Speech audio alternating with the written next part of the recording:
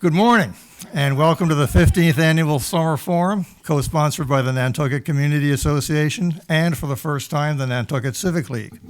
My name is Charlie Walters. I'm an officer of the Nantucket Community Association, and today I'm standing in for the group's president, David Brown. The forum's intent is to provide the public, in particular our summer residents and visitors, an opportunity to listen to and to speak with town leaders about vital island issues. Without this forum, it's often inconvenient or impossible for non-voting community members to do that. We are pleased to have with us 3 or 4 panelists, I guess, from the highest levels of Nantucket's town government. Please note that Nantucket Community Television is recording these proceedings for posting on YouTube.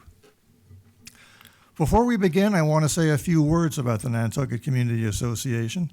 NCA was formed in 1995 as a platform through which to participate in the discussion and resolution of matters vital to the island's future. The group contains full-time residents as well as seasonal residents and visitors. At present, it is a private, nonprofit 501c3 organization and is not affiliated with any other organization. NCA is also non-political. We do not endorse candidates nor take sides on political issues. I like to think of NCA as a neighborhood association for which the entire island is the neighborhood. The group focuses on public policies that have an impact island-wide rather than in a specific location. For example, 2 of our focuses have been tick-borne disease and water quality, and the organization has funded an intern position at our Board of Health. But NCA is currently undertaking important changes. We are in the process of a corporate dissolution following the processes outlined by the Commonwealth of Massachusetts. When that dissolution is complete, NCA will continue as the overseeing group of a fund under the umbrella of the Community Foundation for Nantucket. We expect the process to be completed in the next few months, at which point the revamped group will make an announcement outlining the changes and requesting our continuing support. NCA also anticipates handing over complete control of this forum to the Nantucket Civic League, pending post-forum approval by the boards of both organizations. And at this point, I will turn over the microphone to Lee Saperstein, who is Vice President of the Nantucket Civic League. Charlie, thank you. I'm double checking. I can hear myself. Can you hear me? Thank you. I first met Charlie when he was president of the Nantucket Town Association, and I was a newly arrived member. At that time, the esteemed retired librarian, Eileen McGrath, was secretary of the Town Association, and she felt that it was time to retire, and she looked at me and she said, "Lee, would you be secretary? All you have to do is scribble a few notes. It's an easy job." I've been secretary of the Town Association and thence a member of the executive committee of the Civic League ever since. Now, Civic League's been around for 120 plus years. There is a history written by Francis Cartoonan called Something Should Be Done. And that's the history of the Nantucket Civic League. If we see a challenge, we try and tackle it. There are bookmarks up front, and it's my cue card. The mission of the Civic League includes preserving the island's resources, improving the quality of island living, educate the public on island issues, and encourage participation in island government. So, of the last 2, educate and encourage, the Civic League holds forums. The continuing 2 are meet the articles and meet the candidates held just before annual town meeting or annual election. Newly produced is a forum available through NCTV about what it would be like to be a member of a town committee or board. Several of you have been interviewed for that. They've been edited nicely by NCTV, and they're available. We continue to host these forums, and we look forward to hosting this one. At this point, Nantucketers, colleagues, thank you for coming.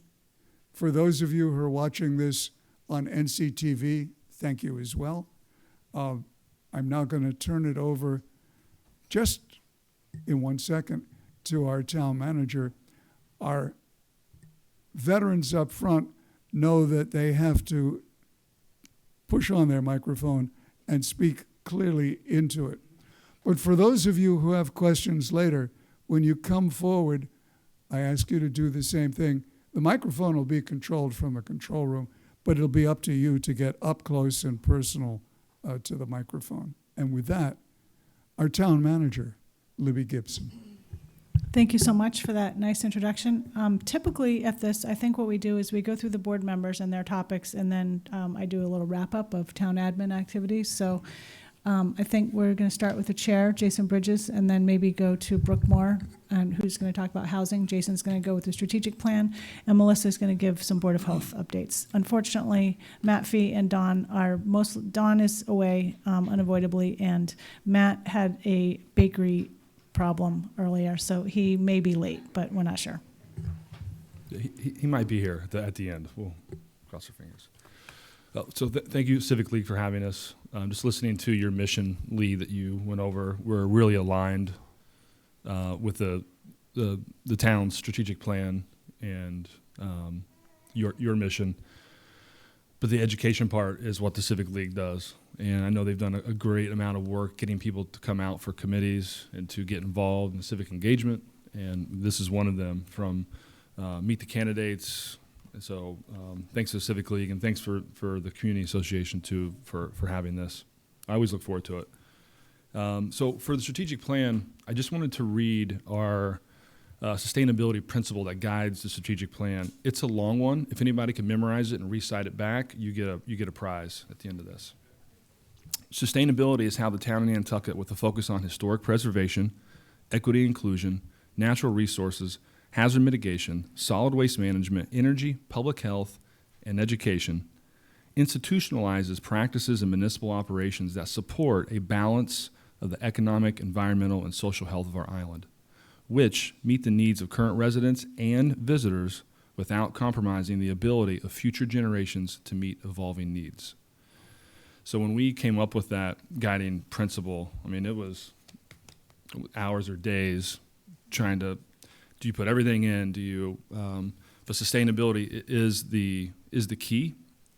How do we preserve everything that we love here with competing? Everything is competing. How do you weigh what is the most important to you and the most important to you with the resources that we have, and to get it all done is, in my 5.5 years on the board, has been the most challenging. It's how do you prioritize? And I think the strategic plan, which I think started in 2017, it talks about it started in 2006, 7, 8, 9. It took a while, but we implemented it the first round 2017, and then we added on to it, I think 2009, 2020. So when I was reviewing it this weekend and this morning, it's like, wow, we were supposed to do this by 2020, this by 2021. It's like, man, I don't think we did that. Why are we behind? It's like, oh yeah, that pandemic, yes. That got us a little bit behind.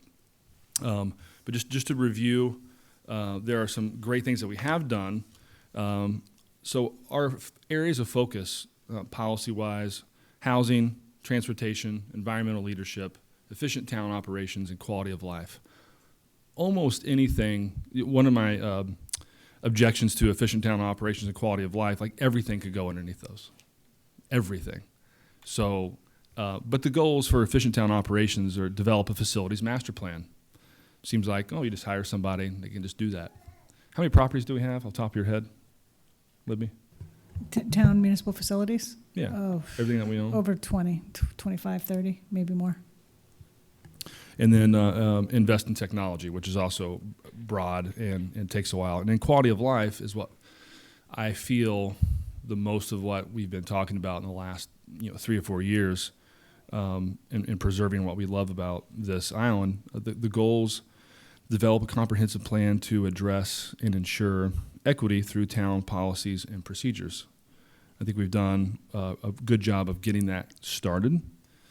Evaluate partnerships, opportunities that promote healthy, active living and provide facilities, programs, and support for vulnerable populations.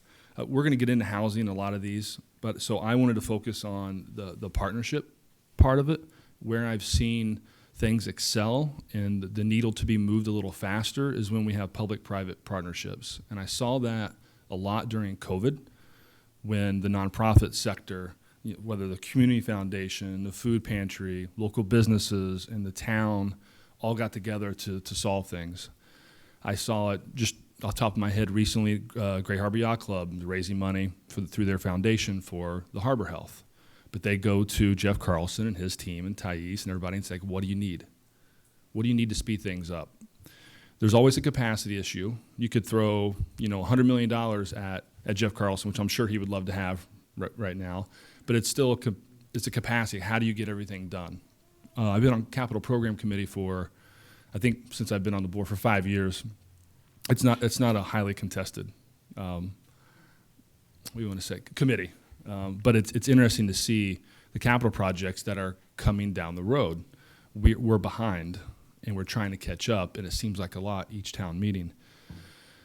And there are numerous projects that we have approved at town meeting but can't implement yet.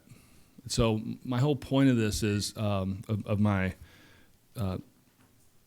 opening speech here is, how do we get to everything? It has to be done through a strategic plan, through focus, working within an older system of town government where we have a town meeting, and if you have an idea, you got to start working on it for the town meeting in 2024 to get things done. Things move slow. On one hand, that's good, but it's hard to catch up. So the competing needs and the lack of resources here are some of our biggest challenges, and a strategic plan focuses that. I know a lot of the directors, I've had great conversations with Tucker Hall and housing, that what we've done here allows Tucker to push things, whether it's through the budgets, through what he's saying to the public, and allows us to focus, and allows the select board to focus as well, to be able to help Tucker and housing to be able to move forward. And I can't tell you how many times someone comes up and says, well, it's in your strategic plan. I'm like, yep, you're right. So a strategic plan really helps us focus. And then there's the things that you cannot predict. Like, we didn't know we would have $15 million to spend on PFAS 4 years ago when we did the strategic plan. And Chuck Larson, our one of our project managers, spends, I think, 85%, Greg, maybe more, of his time on PFAS. Well, that wasn't part of it. He was supposed to be doing other things like stormwater. So things move and go down, and then short-term rentals, right? That takes a lot of our time, and it's important, and we should be talking about it, but it's not in this plan. So I wanted to just summarize that the public-private partnerships, from the Civic League to Bob Williams and the Pond Coalition to the Chamber to nonprofits, we have to continue those, nonprofit, municipal, private, to meet the needs of everything, all the challenges that we have ahead of us.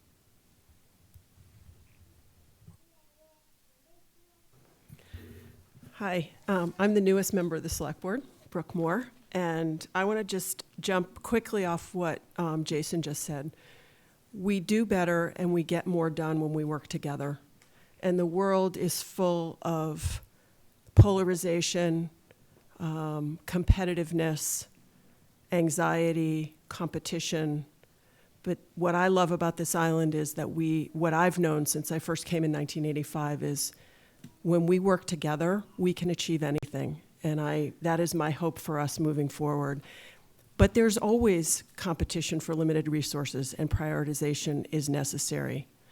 So that's the general note. I was assigned housing and short-term rentals to talk about today, two small topics for us. It's generally understood that many, many, many of the challenges our island faces are now clearly tied to our housing crisis. It's a crisis that's been building for as long as I've been coming to Nantucket. When I joined the Housing Trust, I would say the headlines haven't changed since I arrived in 1985. The problem's just gotten bigger, and the prices have gotten more expensive. So on that note, I'm going to whip through as much as I can to update everybody on what has been done, because it's been a lot, and I'm appreciative of the voters for supporting the funding, for Tucker and the Municipal Housing Office, and the Affordable Housing Trust for all the work that they've been doing in the last few years. So I would say there's two primary goals on housing. One is to create housing that's deed restricted to year-round residents and people who work here and live here at a variety of income levels of affordability in both rental market and home ownership market. That's the long-term big goal. The short-term necessary goal is that we maintain our safe harbor status under Chapter 40B so that we control how housing is developed, what it looks like, how it's priced, and how it's restricted in the long run. Those two goals can be challenging to bring together and do the creation of housing at the pace everyone would like to see it happen. But here's what we've done. The voters have allocated $75 million since 2019. The year before that, it was $600,000. That is a sea change in attitude and commitment from our community financially towards solving our housing crisis. Those funds have been used to subsidize the land and have been set aside for construction subsidies at the UMass property at Vesper Lane, 12 and 12R Bartlett Road, 135 and 137 Orange Street, and I'd like to highlight that 141 Orange Street, the abutting property, was co-acquired with the land bank in the first co-acquisition between the Housing Trust and the land bank, which we hope is a sign of the future. And what that co-acquisition allows is a second egress from the property at 135 and 137, so we will be able to increase the number of units, have better traffic flow, safer traffic flow on Orange Street, and there will be a small park that will be accessible to the residents of that neighborhood, which is a really huge win for the entire community in a location that's super central and accessible with no cars for a lot of folks. So we're excited about that one. You may know across the street that at 31 Fairgrounds, right down the street, 22 units of affordable rentals are being developed by Housing Nantucket with financing from the Affordable Housing Trust. Those units will be 100% deed restricted affordably to owners, renters making 80, 120, and 150% of area median income. Again, that we're doing multiple income levels because the need is at all levels on Nantucket. We financed Habitat for Humanity. 5 units have been or are been constructed or under construction now, with 3 more, money set aside for 3 more in the coming year. We've subsidized units for Housing Nantucket for their house move and rental program. We did an interesting thing that a lot of people aren't aware of at Richmond Great Point Development. There was a timeline for their building out their apartment units there, and we partnered with them to both accelerate the timeline and get people into housing up to 2 years sooner than they would have been done under their Richmond's original production timeline. But we also bought down additional affordable units. So most people aren't aware that only a quarter of the units there originally were deed restricted affordable at 80% AMI. The rest are market rate units. That's often misunderstood in the community. We have used the resources of the trust to buy down additional affordable units that will be affordable in perpetuity over there at Richmond Great Point. And 24 families are now housed there a year to 2 years earlier than they would have been otherwise.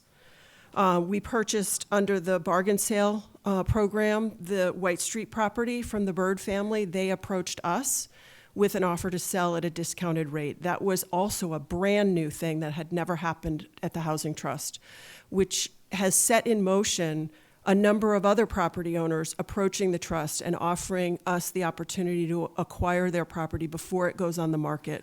So that generated a lot of interest in longtime Nantucketers who are now wanting to help us solve the problem by coming to us first. And that's a huge change in attitude as well.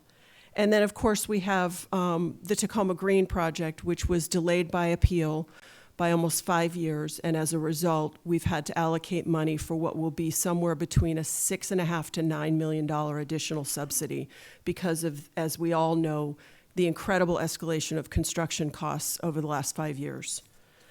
What are the challenges of affordable housing?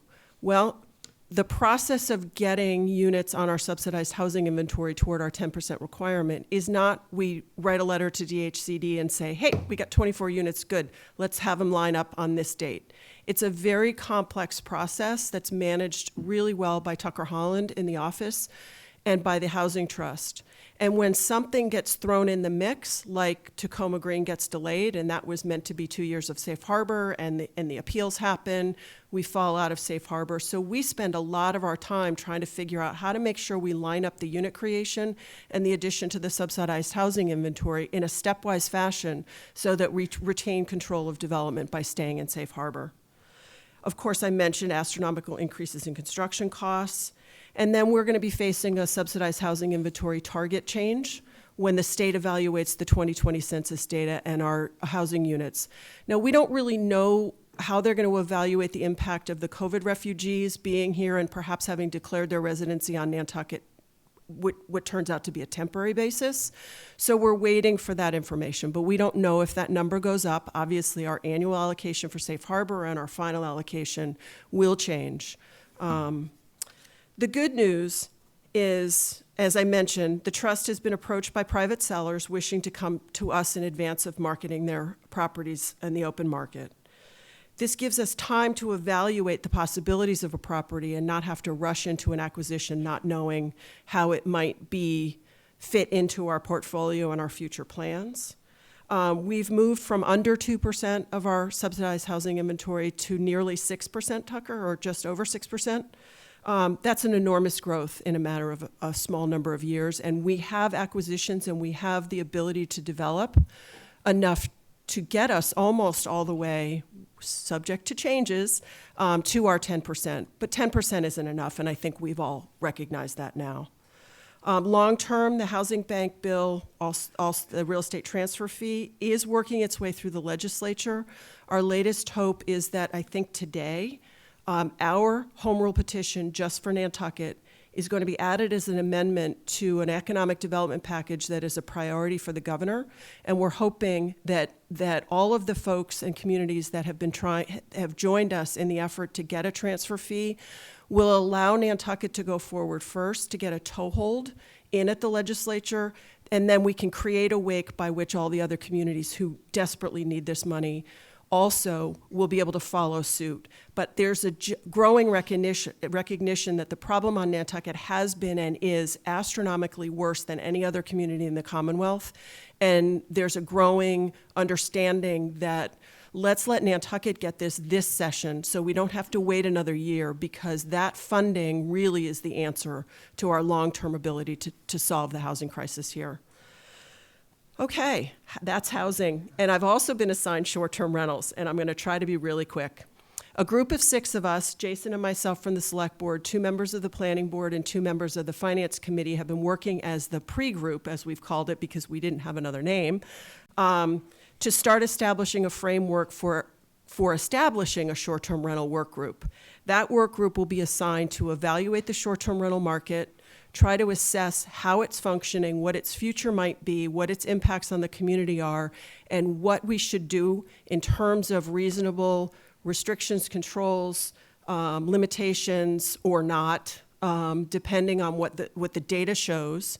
Trying to collect as much objective data as possible, and frankly, some crystal balling into the future, because just because something isn't happening now in a big way, we could look at other communities where it has grown, been a problem, for instance, and anticipate that and try to plan ahead. And so the work group membership, appointing authority, and the process should be finalized by early August. Then the appointment process will start, and that will be a very public process.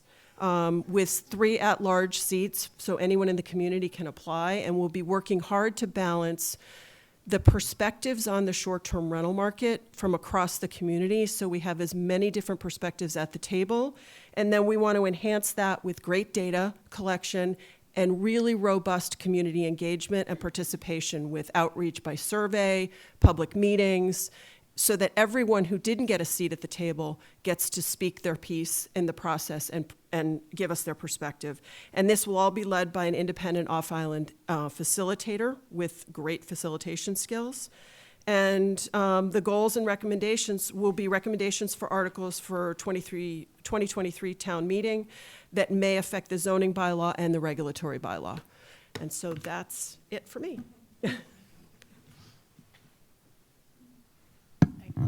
And then there was one. Hi, everybody. Good morning. Melissa Murphy. I'm on week 2 of recovery from COVID. So if I have to clear my throat or I'm not loud enough, please just give me a thumbs up I'm not contagious anymore. But recovery is taking a little longer than I hoped. The first thing I just want to acknowledge is a thank you to the Community Association and the Civic League. Really have been stalwarts of civic education and engagement for decades, and have been an inspiration to our formation of women engaged in civic action, something I started in 2017 with my friend Jennifer Cohen, and when I became elected to the select board, really didn't have enough time to do everything. So the Civic League took up a great mantle of trying to increase education about how everyone can be more engaged in Nantucket's political life, and there really is room for everybody. So I can't encourage you enough to watch those videos, to learn from people who have come before, and really you have a skill if you have a passion and love of this community. So I encourage you all to participate in whatever way you can. I also want to take a minute to thank Libby in town administration and Jason, my fellow select board members. This will be my last meeting here with you all, and August 3rd will be my last in-person select board meeting. You may have seen the newspaper article. I am resigning and attending law school this fall. It was an opportunity. They had room for me this fall, and at 46, I can't waste any more time. So I got to get busy. But I want to thank you for your support. Libby and Jason certainly made a difficult decision easy by supporting me, as did my fellow board members. And also a thank you to members of the community who have come up to me and given me a pat on the back and said, good luck. Today I'm going to share with you, last year we had a lot more to talk about from the Board of Health perspective because we were still in the middle of a pandemic. I think this year we have not a whole lot to report on. Clearly COVID is moving to be more endemic in nature and something that a virus we're going to encounter. Roberto did ask me to remind you all that July 23rd, next Saturday, is a vaccination clinic. They will be vaccinating children 6 months and up, but you do need to sign up on the town website. So please visit the Town of Nantucket website, nantucket-ma.gov, and go over to the health department's page, and you'll find a link for the vaccine clinics. They will not take children as walk-ins, so please don't bring your children or your grandchildren and think you can just get them vaccinated. You do need to sign up in advance. The health department is also working toward finding a more permanent vaccine clinic solution. I think this is something that we're going to be needing more frequently and have more access to vaccines. So they're looking into exploring that with a partner. NCH has a limited number of children's vaccines available by appointment, and you need to call your primary care provider to do that. I would suggest for anyone who is concerned about the new variants, and this is just my personal opinion, not as a Board of Health member, but to please go visit the CDC and follow guidelines. The 2 new variants that are out, BA5 and BA6. I didn't get a PCR test. I don't know if I had that variant or not. But in hindsight, I became lax with some of my precautions. I think I got it from a 6-year-old who was visiting, and he was just tired, and everyone thought, oh, it's summer and he's just tired. He had no symptoms, but he had COVID, and I snuggled him, and then I got COVID. So please continue to take this virus seriously, especially if you're immunocompromised in any way. Lyme disease is continuing, and has not gotten a lot of attention on my tenure. I was elected in 2020, right as the pandemic was taking off. So our board has not spent a lot of time focusing on Lyme disease, but it continues to be a significant issue on the island, and one that I hope everyone in the community takes precautions for and looks for after you enjoy our hundreds of acres of conservation property. This year, we've already the 6th highest in 11 years, so we're at 122 cases of Lyme disease so far this year reported.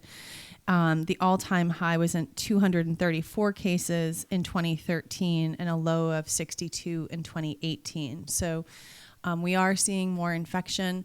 Of course, it's difficult, like COVID, to track because some people may get a bite while they're here and then leave, and we can't really trace that. But please take precautions. I think everyone knows what to do, but there are Lyme disease precaution and suggestions on the health department's website. I was excited to learn this year in the budget that there is a new outreach position that will be shared with the Natural Resources Department and the Health Department. And that job description is being finalized and should be posted in the next few weeks. Certainly, I think the pandemic showed us that having really great, clear communication channels, particularly about public health issues and water quality issues, is a priority. And so I'm excited to see that. The goal is to increase visibility of health programs, to push out tick-borne illness, prevention and treatment, and other information, vaccine information, certainly for COVID and whatever may come next. And with that, I'm going to stop talking and hope that we have some questions, and I hope I can answer. And thank you all again for coming this morning. Town Manager Gibson and I have not conferred on this, but Libby, I'm going to suggest that you call on people and I'll be your spotter. Okay, but before that, I have my little stuff to You've go got your over. own. Yeah. I apologize. It's another hour. I hope everybody's okay with that. So if you are on the Advisory Committee of Non-Voting Taxpayers or the Sconset Civic Association, you have already heard some of this. John, I saw you come in, so he can help me out, actually, if I mess anything up. So I was just going to give an overview of current, pending, recently completed big projects and initiatives and general updates. The 2022 annual town meeting, I want to give a little overview about that. The fiscal 23 general fund operating budget, which was approved, hit $100 million for the first time. We had enterprise fund operation expense operating budgets approved of $50 million. We have health and human services funding. The town appropriates an amount annually to be allocated to health and human services organizations. We appropriated $650,000 this year for that, plus an additional $175,000 from a stabilization fund for substance abuse, which is funded through the marijuana tax. We had $36 million of general fund capital projects. Those were funded through free cash and prior year appropriations, and a little bit of debt or capital exclusions. Those were primarily within the budget. Capital projects for enterprise funds totaled about $32 million. We had several standalone debt exclusions. Debt exclusions are projects that allow the town to, with voter approval, increase the tax rate for the period of time of the debt. Sometimes it's 1 year, which would be a capital exclusion. Other times it's the length of the debt, which is typically between 20 and 30 years. All but one of those questions passed, and that one will mean a significant increase in town facilities budgeting for fiscal 24. That had to do with design for a central municipal facility out here at the 2-4 Fairgrounds Road area. The projects that did pass include design for a new Our Island home facility, supplemental funding for a new harbor master building, funds to repave Pleasant Street from Silver to Main, including redoing the sidewalks, repairs to the Loran Barracks facility, construction of new athletic facilities at the public schools, construction of town employee housing, PFAS soil investigation, acquisition of 10 to 12 Washington Street, which is also known as the Greenhound property, and an amount for affordable housing. Other articles of note, I just wanted to mention, Article 71, gender equality at beaches. I'm sure we are all very familiar with that at this point. That is pending at the Attorney General's office for approval. That was a bylaw. Article 69 was a ban on nip bottles, and that is also pending before the Attorney General's office. Articles 39, 42, and 43 were all short-term rental related. 39 was a general bylaw which allows for the establishment, which authorizes the Select Board and the Board of Health to adopt regulations pertaining to short-term rentals. We are working on those regulations now and hope to provide the boards with a draft at a joint meeting sometime mid to end of summer. 42 and 43 were competing zoning articles, and I think Brooke covered those and as to what the follow-up is on those. Article 79 was a home rule petition to ban fertilizers. That is pending at the legislature at this point. And there is still internal discussion about how to deal with fertilizer. It's not as straightforward as it sounds. Article 101 will authorize the Select Board to enter into a long-term lease for a shooting range out by the airport, and we are now working on a lease with respect to that facility. So there's a lot of follow-up from a town meeting, including home rule petitions that need to go to our legislative representatives, bylaws, procurement, designating project managers for things, and a lot of times there's work groups that need to get established. The 2023 annual town meeting and election are now scheduled. We will be having the 2023 annual town meeting on Saturday, May 6th, and the election 2 weeks later on Tuesday, May 23rd. Current town issues. We've got a lot going on. Housing, obviously, is a lot going on there. I won't go through all of that because Brooke pretty much covered it. But in addition to some of what she covered, we also are working on a pilot program for town employee housing assistance. Town meeting approved a $1 million to go towards this pilot program for town employee housing assistance, and we are trying to work through how that program will be established. Our hopeful intent is that those funds will be granted to a group like the Nantucket Community Foundation to be allocated by them with criteria set by us and them, so we're working on that. Hiring is very difficult due to cost of living and housing. We're working on a number of recruitment and retention initiatives, such as remote work, commuting, and some other out-of-the-box ideas. We did a video, a State of the Town video. Hopefully everybody here has been able to see that at this point. Last fall and winter, it became evident that this summer was likely to be very challenging with supply chain slowdowns, labor shortages, housing and employee recruitment and retention difficulties, and the likelihood of more visitors than ever. Internally, we began discussing ways to address all of those issues and let the community know that town services could be impacted. Nantucket is not immune to similar pressures, which are facing businesses and towns across the country, if not the world. We developed the video to provide a broad overview of the state of the town, including our strengths, where we will need patience and understanding, as well as initiatives we're planning to put into place to address the identified issues. Coastal resilience planning and planning for sea level rise and climate change and sustainability. Matt was going to cover some of this, so if he does able to get here, maybe we can have him do that. There are many things at play in all of those areas. Projects, new positions, different thinking, I don't know if this is a word, operationalization of certain standards for specific types of projects that might be coastal resiliency or sustainable related. Renewable energy, climate action plan. We have a lot going on with long-term solid waste planning, including waste reduction initiatives and landfill operations. Our landfill operator's contract expires in 2025, and we are working on a RFP to get out on that. We've met with the operator several times about it. Jason covered the board's strategic plan, so I won't get into that. We have a DEI, diversity, equity, and inclusion plan, strategic plan underway with our DEI director. And we have a lot of outreach efforts that we try to get to all the time. There's a town manager newsletter that comes out once a month. Hopefully everybody is a subscriber to that. If you're not, it does contain a lot of information, so please go to the town website and sign yourself up. I give a little update about what happened at the select board meeting on Thursday mornings on the radio. We have social media on Twitter, Instagram, and of course the town website. NCTV covers pretty much all of the select board meetings. And Jason mentioned this to me right before the meeting, which I should have thought of, but I also give the board a monthly town manager report at the board meeting. I'm scheduled to give one this week. The one that I gave to the board on June 22nd, and these are all in the board's packets, covered, I'll try not to go through every little thing, but it covered things like we had a cabinet, which is a group of all of the department heads. It was a problem-focused retreat in May. It was for staffing, retention, and housing. And we had a lot of ideas that came up. It was kind of a brainstorming session in a way, and we had a lot of ideas that came up that we're in the process of following up on. I reviewed with the board the 2022 annual town meeting follow-ups. We talked about climate action, or I mentioned climate action plan and sustainability framework. We, as I just mentioned, we're working on that.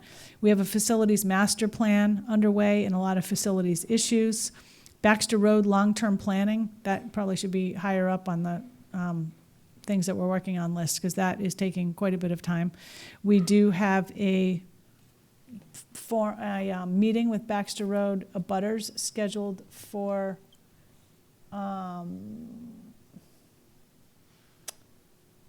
Tuesday, August 2nd at 10 a.m. at the Sconset Casino. We're getting a memo out on that. Solid waste long-term planning I mentioned. PFAS risk assessment, stormwater and drainage issues. I talked to the board a little bit about this. We are getting flooded, no pun intended, with stormwater complaints. They're coming from all over the island, and there's a lot of reasons for them, climate change being one, increased development being another. And we are working on some regulations for groundwater protection and things like pool drainage, which is kind of a precursor to more comprehensive stormwater regulations, but it is going to take some time to get at that because it will require departmental operating changes perhaps throughout multiple departments, and we probably will need some additional staff to deal with it. So we're trying to get at some of these places where they're most frequent and figure out at least short-term fixes to some of these things. We had a meeting with DEP last week. They are working on some regulatory changes involving Title V and watershed permit requirements. Nantucket is very well positioned for these regulations, that they're not in place yet. They are shopping them around to Cape and Islands towns and other towns throughout the state. And they met with a bunch of Cape towns last week after us. We were the second town, I believe, that they met with. And these are going to be very impactful, mostly probably to Cape communities. Hopefully not so impactful to us because we have so many things already underway, and our Title V regulations generally have been stricter than what the state has in place. Nantucket beach erosion has been quite an issue that we spent a lot of time on. Parks and Rec, Parks Master Plan implementation, we're working on a lot of different components to that. Lots of personnel issues. Housing, we've already covered. Upcoming projects, the third sewer force main is going to be starting later sometime this fall, and the sewer director has been keeping the board updated on that. We have a lot of road and sidewalk work. This is from June, so that's not so relevant anymore. And back then, we had a visit from some of the crew members of the USS Nantucket. So I just want to mention, those are the types of things that I review with the board on a monthly basis, and I do need to get that report ready for this Wednesday. Lastly, I just wanted to give a shout out to the Advisory Committee of Non-Voting Taxpayers. They are looking for applicants. That is a committee that is appointed by the town manager. So if anybody is interested in that, you do have to be a non-voter and a taxpayer. And if you are both of those, we have an application available in our office. And I think there are applications on the table in the back. Oh, fantastic. Thank you, Gary. Gary is the vice chair of that group. Thank you so much. So if people are interested, application right handy for you. I think we're ready for any Q&A. Right, as I told people, push the button before speaking. As I rudely said earlier, in the question and answer session, if you would call on people, and I'll be your spotter, looking to see. And one more interruption to Select Board Member Murphy, the issue on COVID. We had a scare, negative, but I had to go buy a lateral flow test. They were over $35 because I couldn't take advantage, and this is the point, of the post office saying, if you apply, we'll send you 2 for free. And so I encourage people who are concerned that they might be exposed to have one of these in their medicine cabinet. Thank you. Lee, just an add-on to that, if I might, Sure. is many of us may still have some COVID tests from the first time they were mailed. Please check those expiration dates, because if they're expired, you will not get a correct antigen test. So it's probably something we need to keep replenishing every 6 months if we're not using. Thank you. Manager Gibson, to you. Questions? Okay. In the back, yes? I'm sorry. As people ask questions, may I ask you please to come up to the microphone? It's not that I don't think you could broadcast, although this room does tend to swallow voices, but we need it to go into the NCTV recording. Perfect. Can you hear me? Please say who you are. My name is Joanna Townsend. I'm a resident. And I'm going to start with a two-part compound question. The first is a rhetorical question, and it's to Libby Gibson. Do you think Sean Mitchell is qualified to be chief? Rhetorical, because the answer is obviously yes. He is qualified, but here I am, wondering why you think the man who was capable of keeping the father of my child, who fought the Veranda House fire, safe from a 4 or 5 alarm fire last week. Why is he not fit to be chief of this department? Further, if he is not qualified to be chief, why did Chief Murphy tell him he could interview and make hiring decisions for the current open firefighter and paramedic positions? If he is not qualified to be chief, why is he getting emails from the assistant town manager and the finance department to approve bid requests and attend capital meetings, both a chief's job? If Sean isn't qualified to be chief, why were you prepared to make him interim chief if the chief search didn't produce anyone? Question 2. Deputy Chief of Police, which happens to be your husband, makes $238,109, $162,000 base, $43,000 in education certification, and $10,000 in longevity. Police Chief Pittman makes $182,000. Why is it that Sean, Deputy Chief of the Fire Department, makes $146,000 a year? He requested pay equitable to what the police chief makes if he were hired as chief, and was made to believe that the town can't afford that. Is he not worth it? Is our town's safety not worth it? If salary is based on education, I'm a teacher with a master's degree, along with 2 other degrees and 3 teaching licenses. I don't make 6 figures. Many of our highly educated town employees, even with PhDs, don't make 6 figures. So I look forward to your answer. Thank you.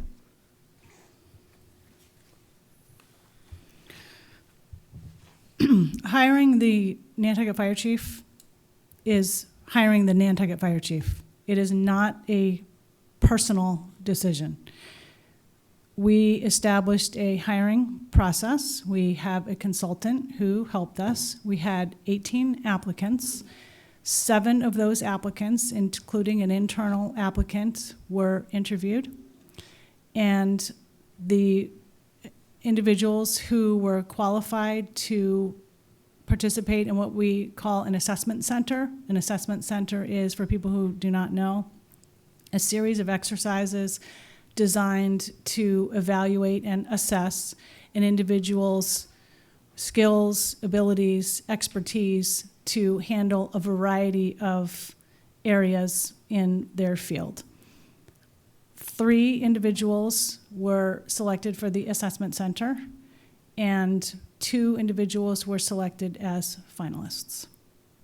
That has been the process, and I've developed a memo to the select board about the process, including a pretty detailed report from our consultant, as well as the scope of services for that consultant.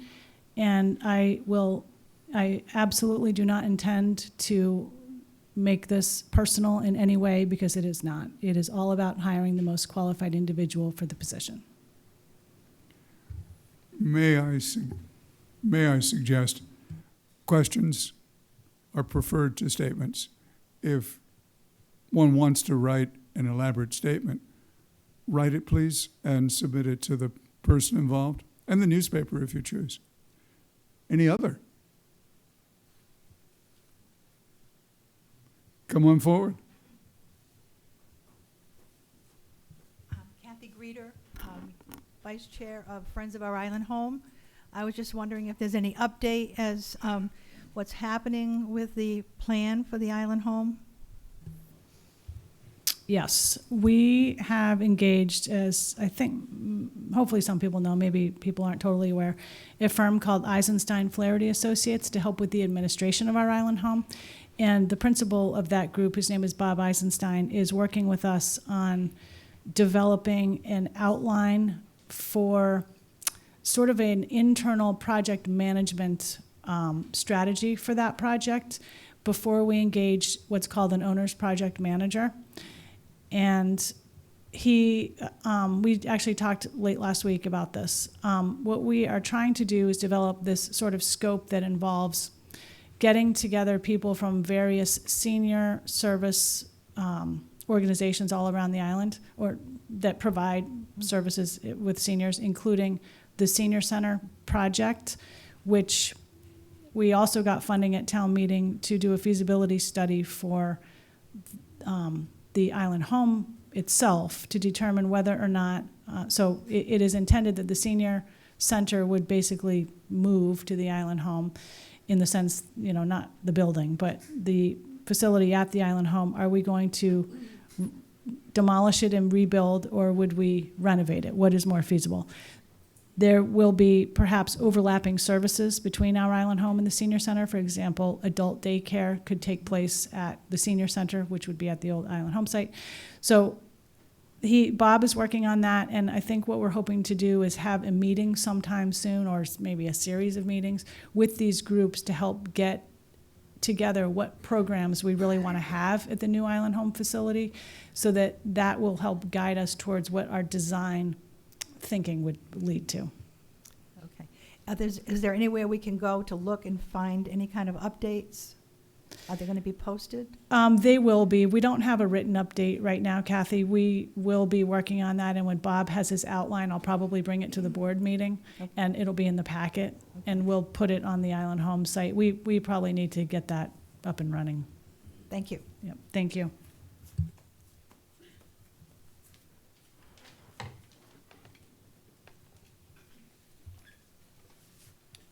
Good morning. My name is Philippa Radin.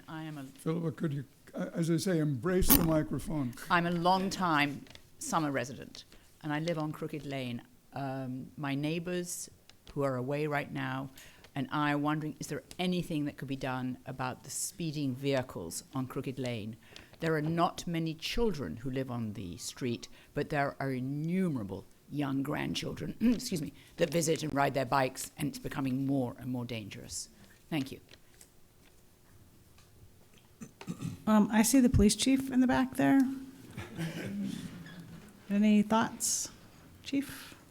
We'll add it to the list. Add it to the list. I think I've been involved in bicycles and Bicycle Pedestrian Advisory Committee for a while, and I think there's lots of different solutions we have to look at. It could be speed tables, could be a bike path that's somehow added on there.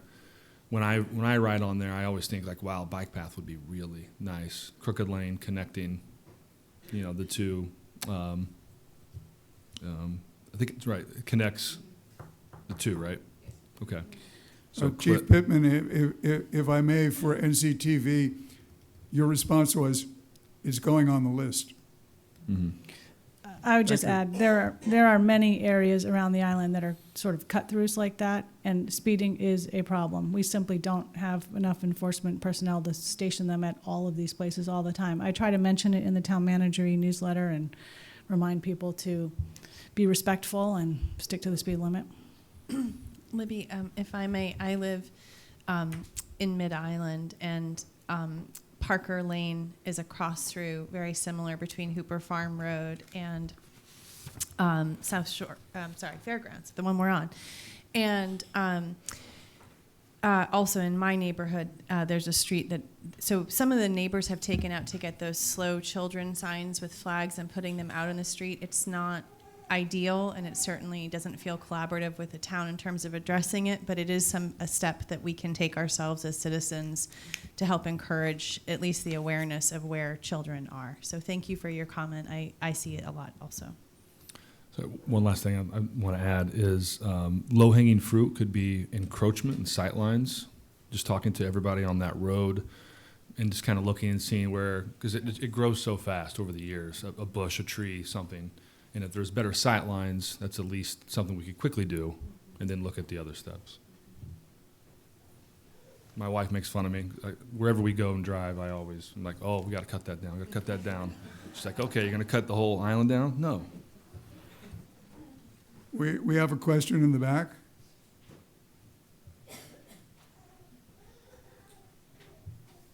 Good morning, Ken Gentner, 45 Goldfinch Drive.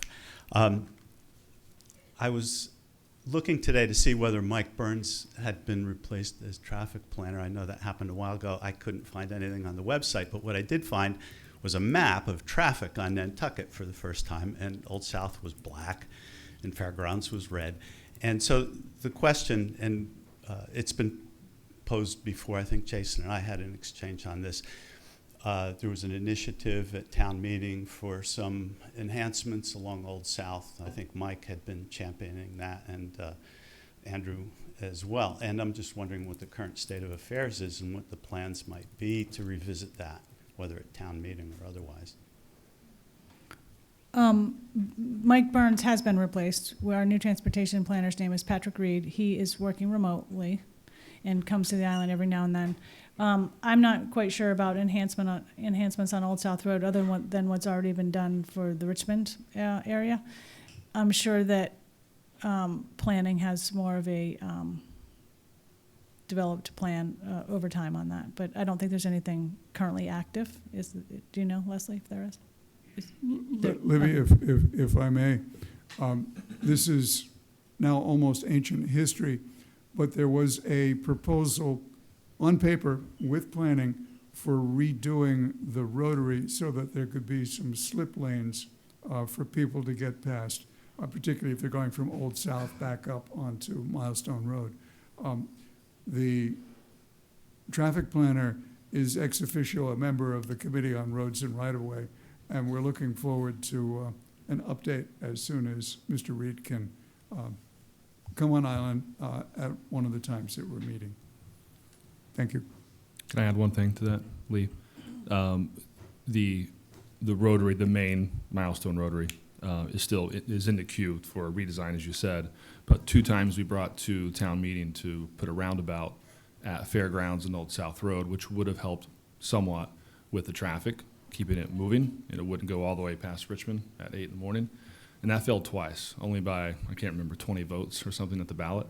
So that was something, Ken, that would have been helpful, right? And there's other things involved with Lover's Lane, cleaning that up and paving it, and bike path, which we'll be talking about this Wednesday. It's not gonna, I don't think there's anything out there that's just gonna, totally solve that, but there's little things that we've tried in the works. Additional questions? Hi, I'm John Shea. Brooke, this is a question for you. Just as a man on the street, just a comment and then a question. So I hear from people who have lived here a long time, and they may run nonprofits or they may work in the private sector, in trades, that they make too much money to qualify for affordable housing. On the other hand, they've been here for 10, 15, 20 years, working hard. They're integral members of the community, and they see oftentimes that the affordable housing goes to people who have just arrived, either migrant workers or immigrant families, and so they feel like it's a little bit unfair. So the question is there any way in your proposal, or the proposals that you mentioned, in terms of the income levels, that addresses that particular problem? That the people who are working on Nantucket, they feel, my friends that I talk to, penalized for being successful, but not successful enough to be able to afford a house in Nantucket. Thank you. I'd love to answer that question because to some extent we're hogtied by Chapter 40B. And that is that until we reach, what we create has to meet the SHI list requirements. And there is a huge incentive within the Chapter 40B legislation to do rental versus home ownership. And I'll explain that briefly in that if Sachem's Path, 40 units of home ownership housing, 10 of which qualified for the SHI list, because in a home ownership opportunity, only those units deed restricted at 80% AMI qualify for the subsidized housing inventory. In a rental development, if 25% of the units are deed restricted to 80% AMI, 100% of the units qualify for the subsidized housing inventory. So the Richmond Great Point development, 225 rental units, 25% of which initially, until we did some buy downs, were deed restricted at 80% AMI. So the goal of getting, as with the investment dollars we've had so far, it was clear to us originally with the Neighborhood First, or the $20 million we received in 2019, that goal of maintaining safe harbor and getting to the 10% so we retain control over how we develop and where we spend our money and what it looks like. And so it's more cost effective to get to the 10% to work on to do rentals. Now, we do them at different income levels, up to 150. There are some homeownership units at 175% at Richmond Great Point. That does not answer your question about who gets them. They are allocated by a very strict lottery process in order to ensure fairness and equity within a community. We do get local preference of up to 70% on what we do, but local preference doesn't mean you were born here 3 generations or your family's been here 3 generations. It just means you live here and can prove that you live and work here. So picking one family over another is strictly by lottery. That's a state requirement. We have no way around that, and that is an equity that I support, frankly, because when you start picking and choosing, it becomes really personal and political. And so that independent, sort of objective lottery is important for equity purposes. Now, long-term folks who are making, say, more than the Covenant program cap of 150% is a group that we are very aware of and very concerned about. And one of the things that we talk about private-public partnership, there is a group that is in the process of developing a community land trust, which would be a land lease model primarily. And I'll give you an example. I have a house that's worth $1.5 million. You can afford $1 million mortgage because you're making 200 or 230% of AMI. You don't qualify for the Covenant program. You earn too much. But you can't buy a market rate house at $1.5 million. The bank won't give you the mortgage.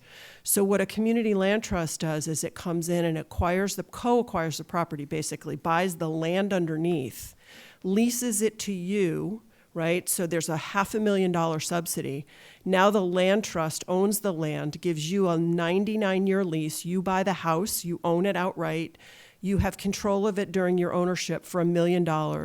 In exchange for that, you agree to some restrictions that will include living here year-round, like the Covenant program, and then when you resell it, you sell it to another person who qualifies as a year-round resident, and you sell it at a price that's capped.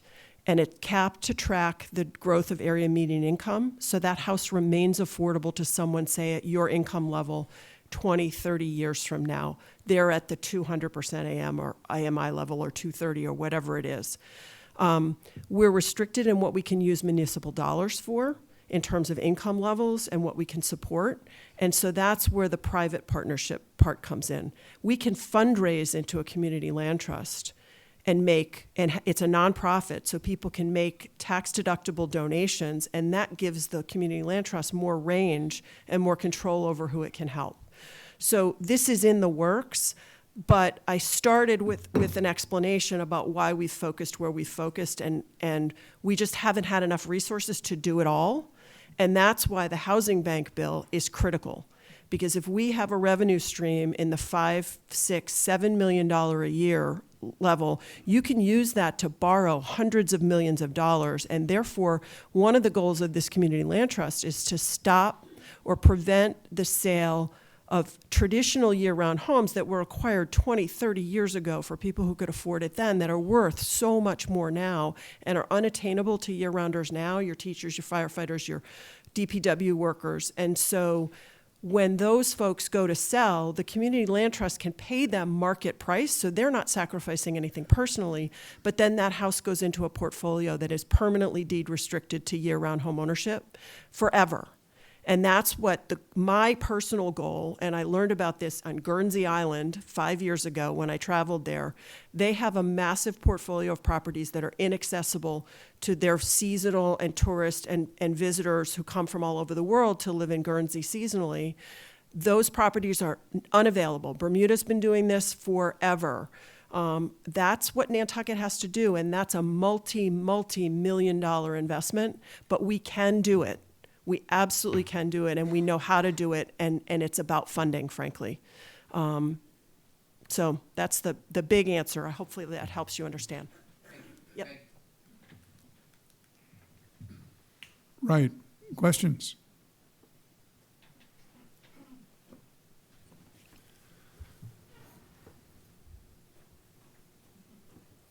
Kathy Greeter, could you tell us who's going to manage that once it's all set up? So the Community Land Trust will be an independent nonprofit with a board, with a private board. So the Island Housing Trust and the Vineyard has been doing this for a long time, and they are sort of the model, the basis for the model, to be tweaked somewhat for our pricing and our circumstances here on Nantucket. But no who yet. But I've been involved in the effort. Tucker's been involved in the effort. A bunch of other people, and it is not a municipal effort. It is a private effort, but could benefit from municipal funding at certain income levels and so forth if we have that funding long term. We'll just see how it goes, but supplemented by private fundraising, hopefully. Thank you. We have a few people who came in most recently. Do you have any questions? Nope. Look, I'm not going to sit here begging for questions. Well, Lee, I'll give you a question. Well, Actually, I'll give Libby a question. You mentioned storm runoff a few minutes ago. Can you say a bit more about that? Well, we are getting a lot of complaints from all over the island about increased flooding as a result of stormwater runoff. And it's caused by a variety of things, including development that has occurred in areas that previously weren't developed and maybe took in water but now don't. Climate change and increases in storms and the severity of them and the amount of water that comes out of them, and deficiencies in town infrastructure. And sometimes people's own property is low or not situated well enough, or they don't have the proper infrastructure themselves. So we are working towards developing some comprehensive stormwater regulations, but it is going to take some time, and it is going to take probably changes to town departments to develop permitting and regulations and enforcement and monitoring and all of that sort of thing. Thank you. thank you. Right. We're not going to hold you here hoping for somebody's, oh, we have a question. Hi, thank you. But Okay, thank you. I have a two-part question, so. Tell us who you are. Oh, yes. My name's Aisha Khan, 11 South Valley. And I have a two-part question. One would be, what is the process? I'm still trying to figure out the process in how we hire employees, how we do negotiations, how we do contracts. And what role does the select board have in those processes in negotiations and stuff?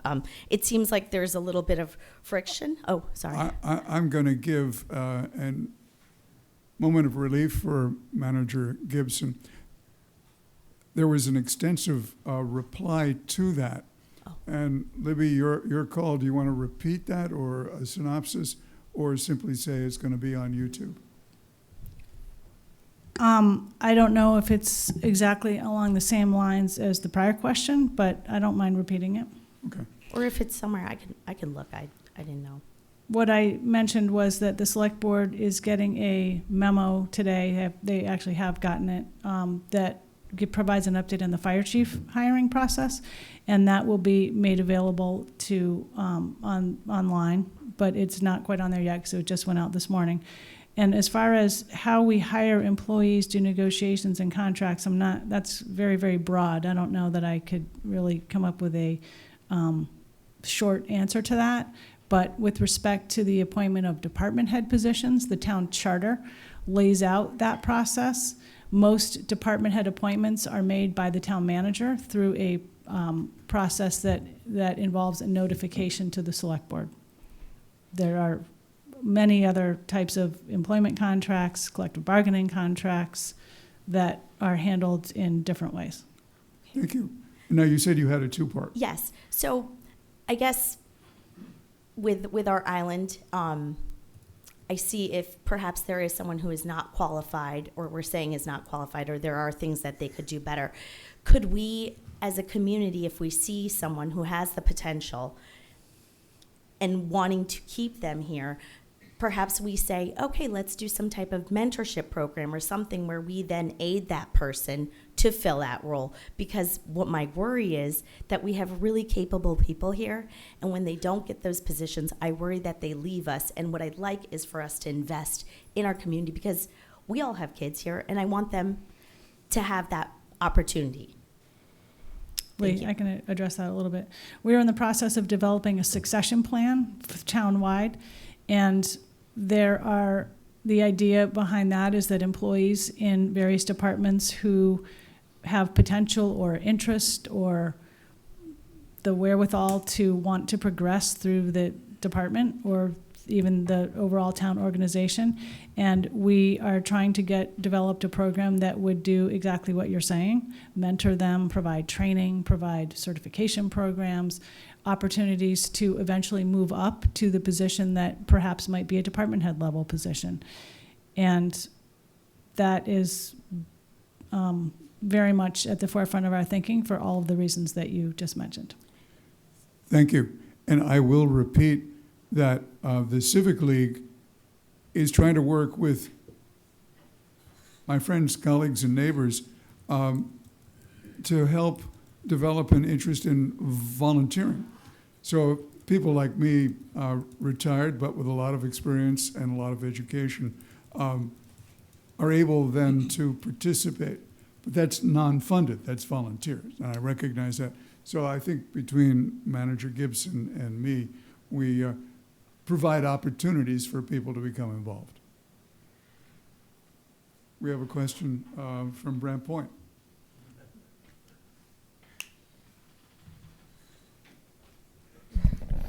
Hi, my name is Gary Beller. As Libby mentioned before, I'm on the advisory committee for non-voting taxpayers, and we have a few openings, so we'd love to have some people who are seasonal residents here who would like to get involved in meeting with town officials as we do. And I left a bunch of applications at the back table there, so we'd love people who are interested to fill out those applications, send them into town administration. The question I have relates to, as Lee said, volunteerism is very important. And our committee, of course, is strictly volunteers. Because of COVID, we've been able to meet regularly for the last 2 or 3 years because we meet virtually. And my question is, it's important to us, and I've written, as the town requested, to our legislators in Massachusetts, in the Senate and the House. We'd love the ability to continue meeting virtually for all purposes. And the old rule was supposed to end July 15th. So maybe, Libby, you could give us an update as to how close we are to finding out whether we can continue meeting for the long run. Thank you. I don't know about the long run, but as of late Friday, I received notification from the Mass Municipal Association that the remote meeting participation allowance has been extended through March of 2023. at this point. And Mass Municipal is very much advocating for permanent extension of that. Thank you.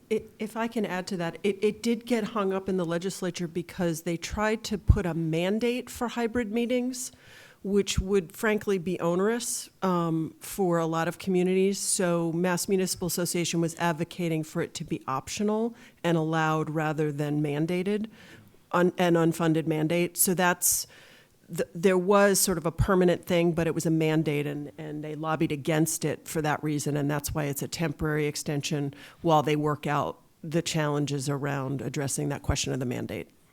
So just a quick update from one of the committees on which I work. Our technical supporter in the room right next to Chief Bittman and I will be meeting Tuesday at 131 Pleasant Street, otherwise known as the trailer, for me to learn how to use the screens that are in the two conference rooms. We are anticipating hybrid meetings. The challenge for the town is that there is limited space with the technology installed, and the town is trying to schedule carefully so that we may all take advantage of it. Lee, I just say we definitely support having hybrid for everyone. It takes a lot of work. I tell you what we've learned since we came back in person and having remote. Something always goes wrong. It's very techy, and that's with Erica, who does it every Wednesday night, plus NCTV 18. It takes 2 or 3 people to run it for every single meeting, but we can slowly keep adding on. But again, back to our normal challenges, it's a capacity issue. Okay, just very quickly, Chair Bridges, in the Cemetery Commission, we logged on through the screen to Zoom, and that allowed people to participate, including one of our commissioners who couldn't get to the in-person meeting. We weren't sure then whether this remote participant would count for the quorum. Now we know that the remote participant will count for the quorum, and at least with Zoom, we're good to go. Yep. Thank you. I'm looking, and I'm going to take a little prerogative and turn to our Nantucket Community Association Chair to give us the final word. Thank you, Lee. And with that, I guess we're going to wrap up the 15th Annual Summer Forum. Thank you to all the panelists and the department heads who appeared with us this morning. We especially appreciate their being here during the busiest time of the year. Thanks also to the Nantucket Civic League for co-sponsoring this year's forum with the Nantucket Community Association. We also thank Nantucket Community Television for recording today's forum. And finally, we thank you, the public, for attending the forum and providing your input. We hope you'll be back again in 2023 for the next forum, and we hope you enjoy the rest of your day. Thanks again for coming. Thanks, Charlie.